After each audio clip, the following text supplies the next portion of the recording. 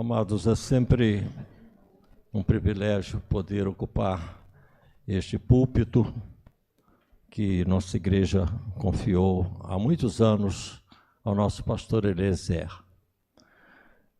Sempre compareço diante da congregação com temor e tremor, porque o Senhor é que sabe as necessidades de cada pessoa que Ele envia à sua casa a cada domingo.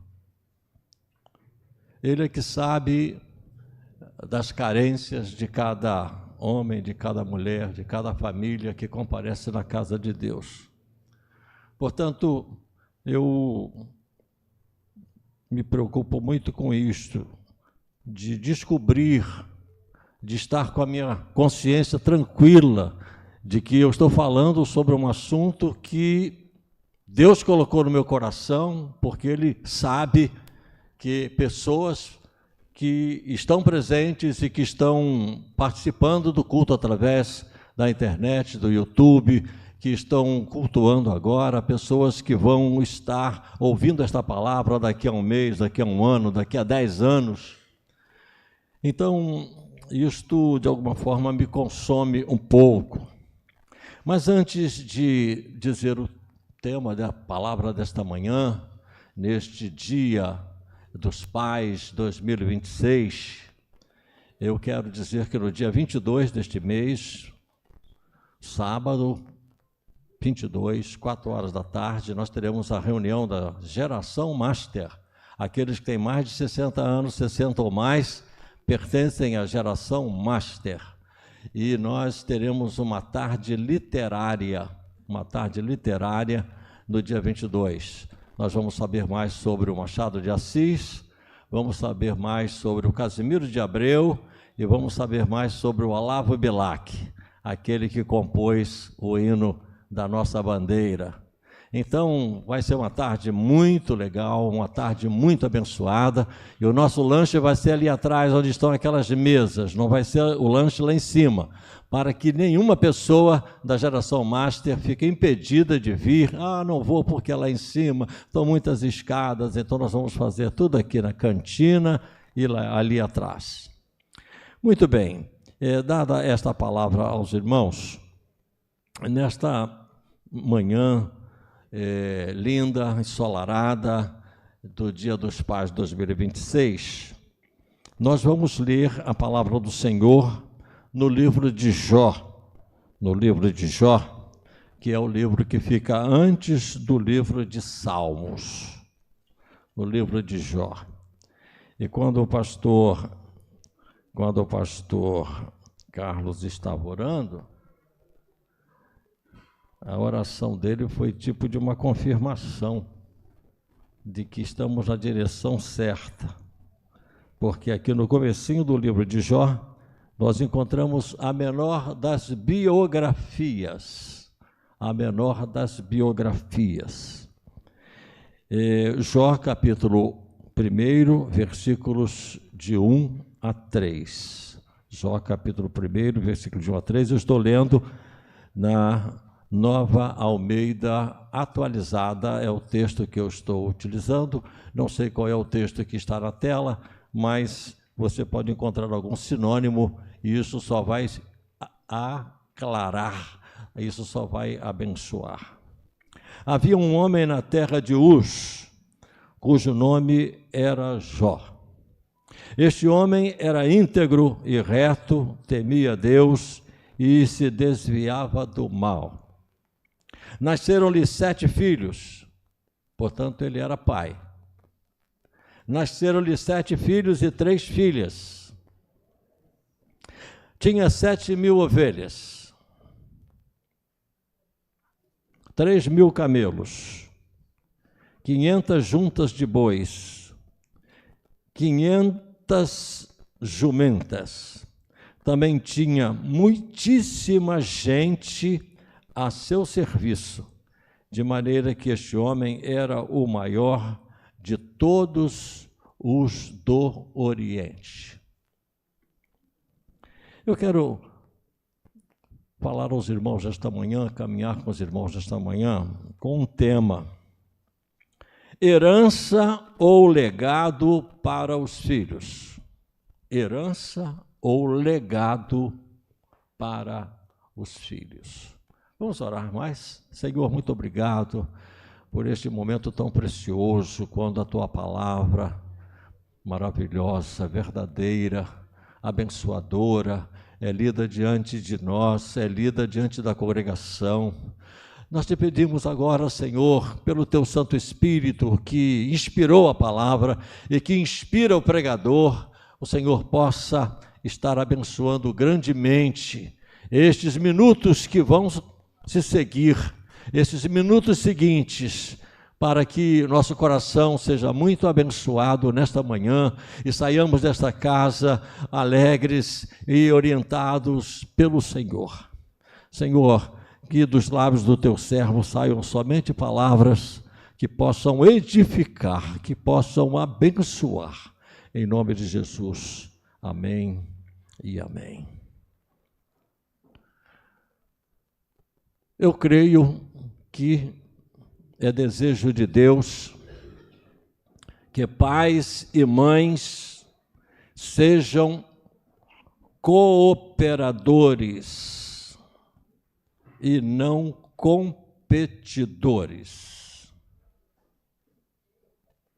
Eu creio que é da vontade de Deus que pais e mães, mães e pais, sejam cooperadores e não competidores. Lares que não duram, que têm prazo de validade, podem ter este componente pernicioso que é a competição.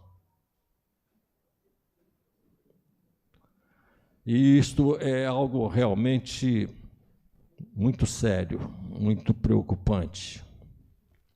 Eu gostaria que a irmã lá da multimídia, pudesse colocar um texto aqui, que é de Efésios 4, 21 a 26. E eu quero ler para os irmãos como é que está esse texto traduzido na BTX, na Bíblia Textual, pelo teólogo Carlos Fuchan, que trabalhou 40 anos nessa Bíblia, como ele traduziu do grego esse texto, Efésios 4, 21 a 26. Esse é um texto muito difícil de ser praticado na vida de um casal, na vida de um pai, de uma mãe, no ambiente do lar. Dr. Carlos Fuchan, em Efésios 4, 21 a 26, ele traduziu assim: sendo dóceis uns com os outros no temor de Cristo, as esposas a seus próprios maridos como ao Senhor, porque o homem é a cabeça da mulher, como também Cristo, o próprio Salvador do corpo, é a cabeça da igreja. Portanto, como a igreja é dócil para com Cristo, assim também as esposas para com seus esposos em tudo. Vejam que a palavra submissa é traduzida na Bíblia textual como dóceis. Assim como a igreja deve ser dócil para com Cristo, assim também as esposas devem ser dóceis para com os seus próprios maridos. Esposos, amai as esposas, assim como Cristo amou a igreja. Não há em o Novo Testamento uma palavra de que as esposas devem amar os maridos, mas há a palavra do Senhor de que os maridos devem amar as suas esposas. As esposas necessitam de amor. Quando o marido ama a esposa, ela responde com amor. É algo que se retroalimenta.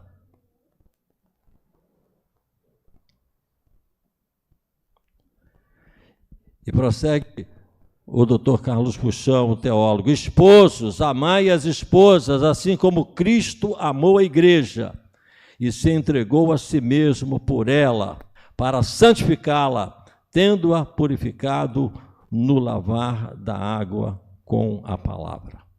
Esse é o texto de Efésios 4, 21 a 26, na tradução da BTX. A palavra submissão é substituída por dócil.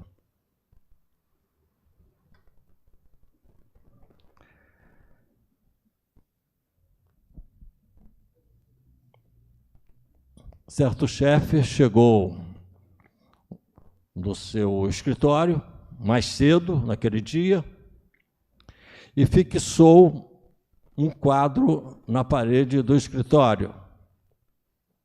Aqui quem manda sou eu.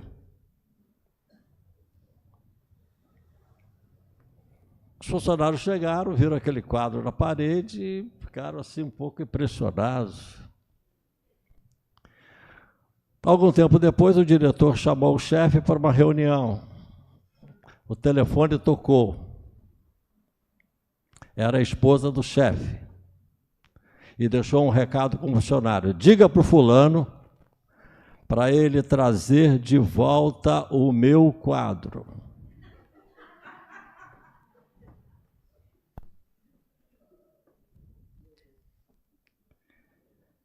Vejam que as competições dentro do lar realmente traz aí brechas, rachaduras, para que este lar não seja realmente um lar coeso, sólido, um lar realmente abençoador.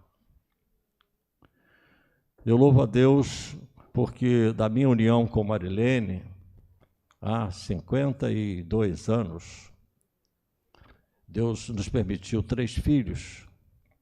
E eu louvo a Deus porque eu casei com uma mulher dócil, uma mulher educada. E o nosso lar foi crescendo dentro deste ambiente.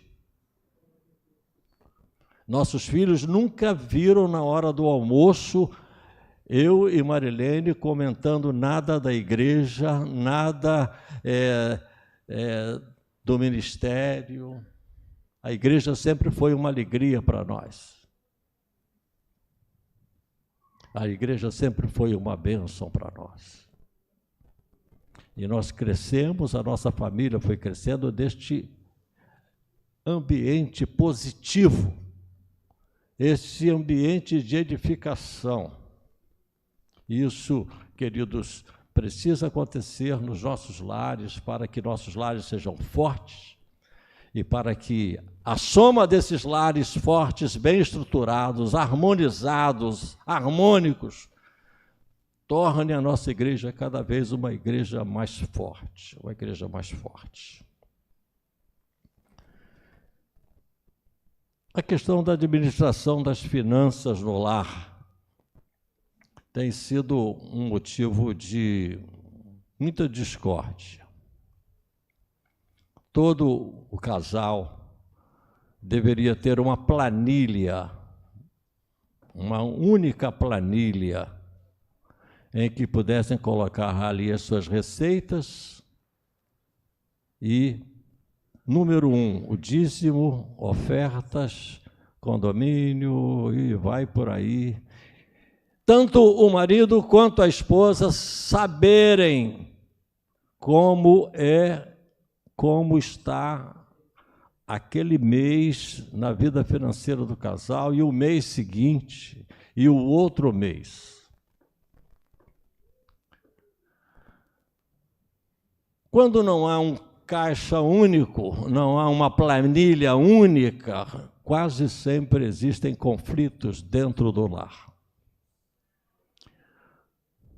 Eu sou do tempo em que apenas eu trabalhando conseguia manter a minha casa. Minha esposa não precisava trabalhar, mas o mundo mudou e hoje marido e esposa precisam ir à luta para trazer os recursos, para pagar o aluguel, para pagar o condomínio, para fazer compra, para educar filhos. E isso tem trazido problemas sérios para a família. Quando há duas planilhas, a planilha do marido, a planilha da mulher, quase sempre. Agora, quando há uma planilha única, eu recebo tanto, você recebe tanto, tanto mais tanto, X. E agora vamos para as despesas, e vamos ver se tem superávit ou se tem déficit.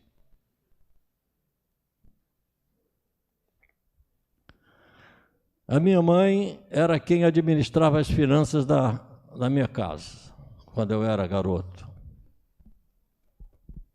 Porque meu pai não era um bom administrador das finanças. Meu pai não tinha uma noção de dinheiro, não tinha uma noção de valor. Fazia negócios ruins, como diziam os antigos, levava manta. Tinha um curió, trocava por um canário da terra. Minha mãe sabia que o curió vale mais do que o canário da terra. Você fez um negócio ruim, como é que você trocou um curió por um canário da terra?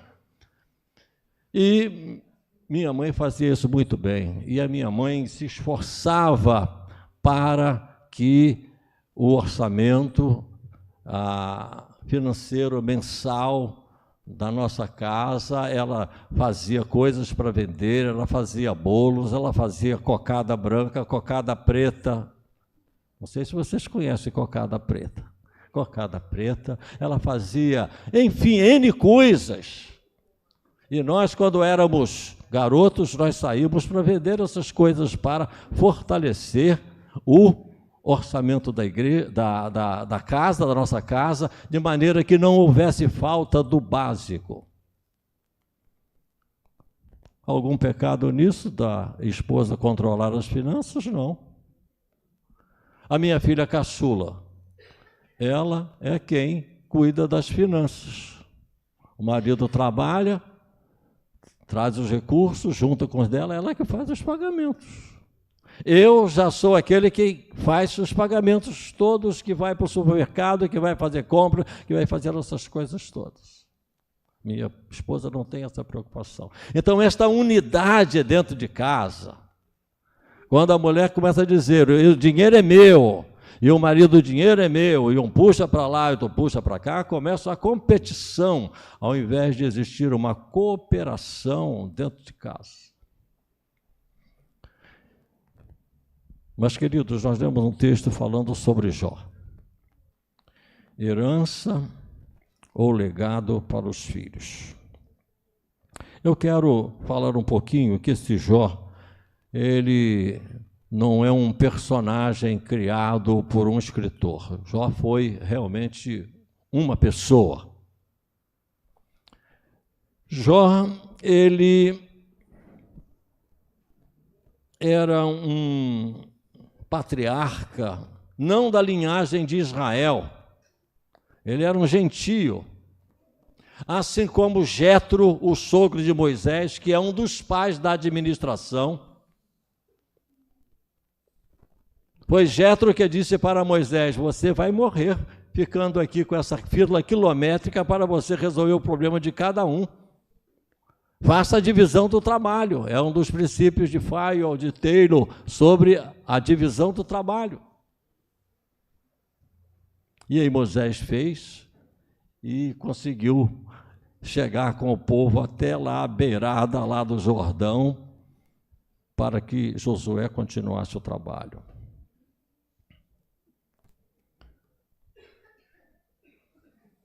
Jó, o livro de Jó, os estudiosos dizem que é um dos livros mais antigos. Nós não encontramos no livro de Jó nada a respeito da lei, nada sobre monarquia de Israel. E supõe-se que o doutor Antônio Neves de Mesquita, que é um estudioso do Velho Testamento, que escreveu quase sobre todos os livros do Velho Testamento, ele diz que esse livro deve ter sido produzido aí pelo ano 1480 a 1440, e que o autor provavelmente fosse Moisés, naquele período de 40 anos que Moisés esteve no deserto, morando com seu sogro Jetro, lá em Midian. E nós sabemos que Moisés, ele tinha um temperamento melancólico, era um indivíduo detalhista, e Deus precisava de um homem como Moisés para nos legar a Torá, os 5 primeiros livros da Bíblia. Moisés escreveu um salmo, o Salmo 90. Esse veio poético estava também dentro do coração e da mente de Moisés. Então, estamos situando este livro, e o autor, não temos total certeza de quem foi o autor, mas Dr. Antônio Neves de Mesquita, ele entende que provavelmente tenha sido Moisés, naquele período de 1480 a 1440, naqueles 40 anos, porque 1440 foi quando Moisés saiu com o povo do Egito em direção à Terra Prometida. Herança. Que é herança? Herança é algo material que nós deixamos para alguém.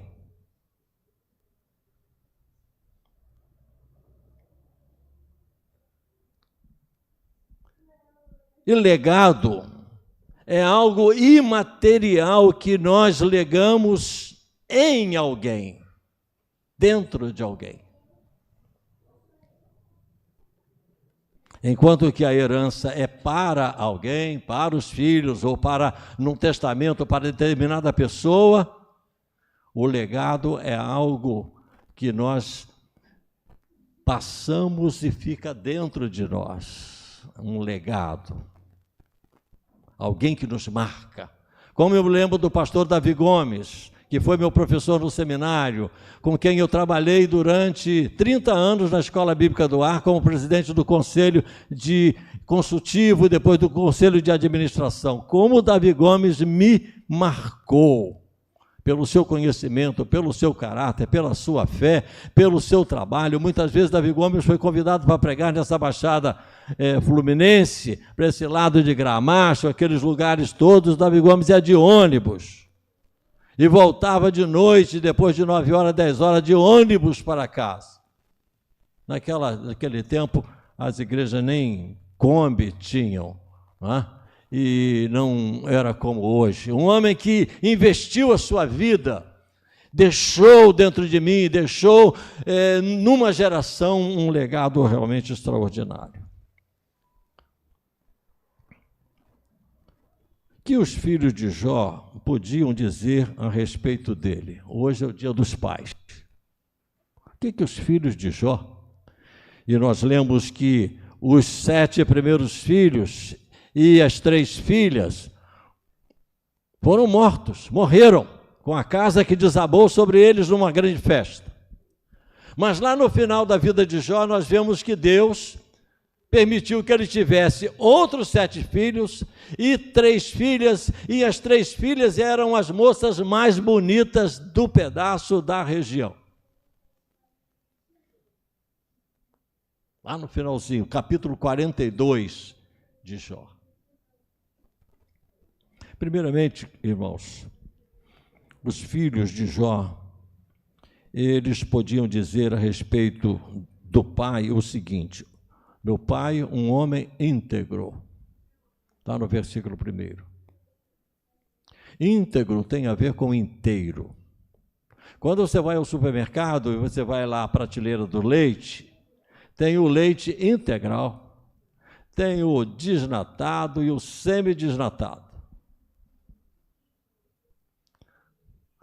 O integral pode ser analisado e deve ter 3% de gordura. Então, íntegro tem a ver com inteiro.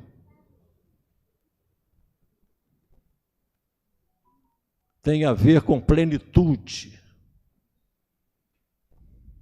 Jó era um homem íntegro, era um homem por inteiro. Os filhos de Jó ainda, conforme o texto, dizem que ele era um homem justo. Justo. O que é algo justo? Antigamente se dizia, fulano é tão justo como o paletó do Augusto.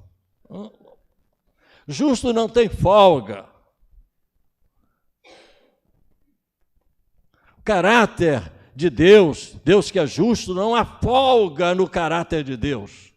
Assim como não havia folga no caráter de Jó. O texto diz que Jó era um homem reto. Vamos pensar, quando a gente estuda sobre a justiça de Deus, estou me lembrando do meu professor falando, nós podemos exemplificar como uma linha retíssima. Enquanto a justiça dos homens pode ser comparada com uma linha sinuosa, a justiça de Deus pode ser exemplificada como uma linha retíssima. E Jó era um homem reto. Era um homem em que não havia coisa torta, não havia tortuosidade na vida de Jó. Os filhos de Jó ainda puderam observar que ele era um homem temente a Deus. Era um homem que não falava o nome de Deus em vão. Era um homem que tinha todo o respeito pela pessoa de Deus, assim como cada um de nós precisa ter respeito para com a pessoa de Deus. Porque Deus é Deus, Deus é santo, santo, santo. Como não há superlativo no hebraico, o santo é repetido 3 vezes. Jó era um homem reverente diante de Deus. E essa atitude de Jó deve ser a minha atitude, deve ser a nossa atitude de reverência, porque Ele é o Criador, Ele é o sustentador do universo, Ele é o sustentador do nosso planeta. E está esse sol lindo nesta manhã de Dia dos Pais 2026, porque Deus planejou tudo isto para que neste momento o sol estivesse brilhando aqui no hemisfério sul. Os filhos de Jó ainda viram que Jó se desviava do mal. Quando havia uma situação embaraçosa, Jó não estava naquela situação, estava fora. E hoje, queridos, nós como pais, nós como servos, como crentes, muitas vezes nos são feitas muitas propostas. E nós temos que nos desviar do mal para podermos agradar o coração do Pai. Os filhos de Jó ainda puderam dizer que o seu pai era um homem rico. Jó era um homem rico. Não havia conta bancária, não havia aplicação financeira, quantidade de cabeças de ovelhas, a quantidade de ovelhas, de vacas, de camelos, de jumentos, de jumentas. Quanto maior o número do rebanho, isso representava a fortuna. Jó era um homem do agronegócio daquele tempo. Mas os seus filhos podiam dizer que ele era um homem rico, mas seu coração não estava nos bens materiais. Seu coração não estava nos bens materiais. E esse é o cuidado que eu e você precisamos ter, para que o nosso coração não esteja nas coisas materiais, na conta bancária, na aplicação financeira, nisso e naquilo, mas que nós possamos estar confiando no Senhor, que embora tenhamos uma perda, Deus pode nos abençoar para que nós possamos recuperar aquilo que foi perdido e a vida continua. Os filhos de Jó, eles também puderam observar que o seu pai era um homem que nem sempre concordava com a sua mãe.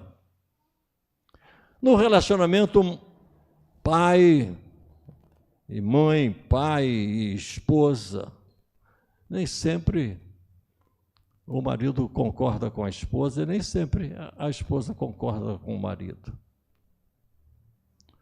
E nesta troca, podem encontrar uma solução que não é nem do pensamento de um, nem do outro, mas uma terceira situação que seja ideal.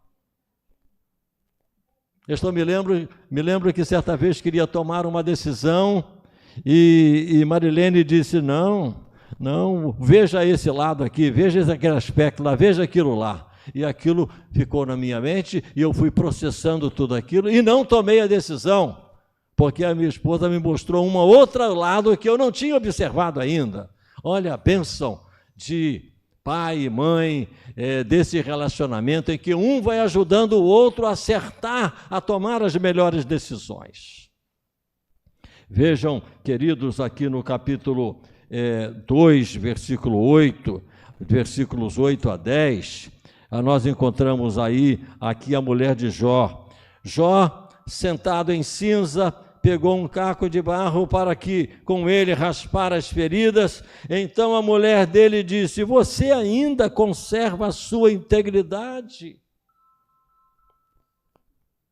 Amaldiçoe a Deus e morra. Mas Jó respondeu, você fala como uma doida. Temos recebido de Deus o bem, por que não receberíamos também o mal? E em tudo isto Jó não pecou com os seus lábios. Então chegou um momento em que disse, não, eu não penso como você está pensando. Jó era um homem inteligente, um homem que tinha se posicionado e ele não teve todas aquelas perdas dele,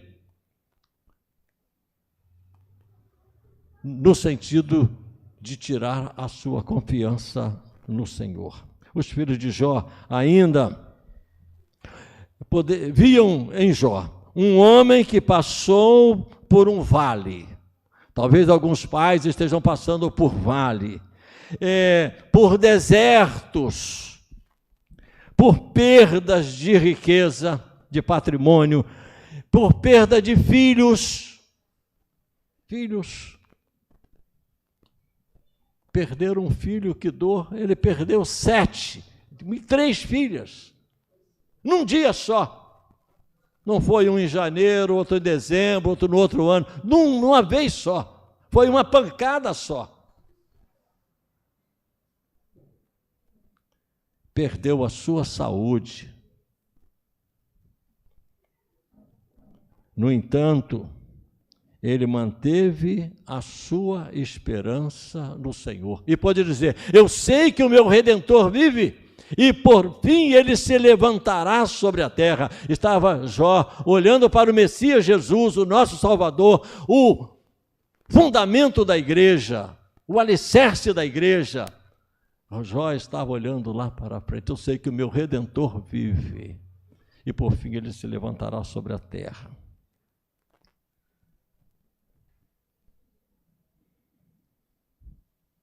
Os filhos viram que, embora toda a tribulação na vida daquele pai, Deus agiu e Deus proporcionou ao seu pai um momento glorioso, que é o finalzinho de Jó, e eu estou caminhando para o final desta fala neste dia dos pais 2026. Finalzinho do livro de Jó, nós encontramos aqui o que os seus filhos puderam ver do agir de Deus depois do vale, depois das perdas, depois da enfermidade, depois de todas as humilhações. Deus o exalta. O Senhor restaurou a sorte de Jó. Quando ele orou pelos seus amigos, aqueles 3 amigos. E é interessante que os 3 amigos falam 3 vezes a Jó. O último amigo fala 2 vezes só, e Jó replica, argumenta com eles. O Senhor restaurou a sorte de Jó, quando este orou pelos seus amigos, e o Senhor lhe deu o dobro de tudo que tinha tido antes. Então vieram a ele todos os seus irmãos, todas as suas irmãs, todos os que o haviam conhecido antes, Talvez esses irmãos e irmãs tivessem estado longe, porque quando a gente está na pior, as pessoas somem. Mas agora Jó está numa boa. Jó está numa outra situação. E aí os irmãos aparecem, as irmãs aparecem, os amigos aparecem. E ainda bem que trazem presente. Então vieram a ele todos os seus irmãos, todas as suas irmãs e todos os que o haviam conhecido antes. Comeram com ele em sua casa e se condoeram dele e o consolaram por todo o mal que o Senhor tinha enviado sobre ele, e cada um lhe deu dinheiro e um anel de ouro.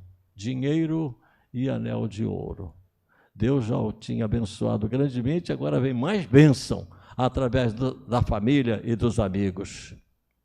E veio a ter 14 mil ovelhas, 6 mil camelos, 1000 juntas de bois e 1000 jumentas, e também teve outros 7 filhos e 3 filhas. Pelo que nós entendemos, ele não descartou a esposa, mas da mesma esposa, Deus permitiu que ela gerasse 7 filhos e mais 3 filhas. E fala sobre as filhas dele. Também teve outras 7 filhos e 3 filhas. A primeira filha deu o nome de Gemima, a segunda chamou de Késia, a terceira Queren-Hapuk. E toda aquela terra, em toda aquela terra não havia mulheres tão bonitas como as filhas de Jó. E seu pai lhe deu herança entre seus irmãos. Depois disso, Jó viveu 140 anos. Ele tinha 50 anos quando veio a tragédia, está ele aqui, quando ele vinha a falecer, está com 190 anos, ou 200 e poucos anos. E viu os seus filhos, e os filhos de seus filhos, até a 4ª geração. E assim, Jó morreu após uma longa velhice, uma abençoada velhice. E eu concluo, as virtudes de Jó podem ser as virtudes dos pais deste tempo de nossa igreja. E deixemos um legado para os nossos filhos, para os nossos netos. E se nós pudermos deixar herança também, deixemos, porque a vida deles será menos difícil do que a nossa. Que Deus nos abençoe os pais de nossa igreja, e que nós possamos, à semelhança de Jó, deixarmos um legado dentro da mente, dentro do coração dos nossos filhos. Amém, irmãos? Pastor.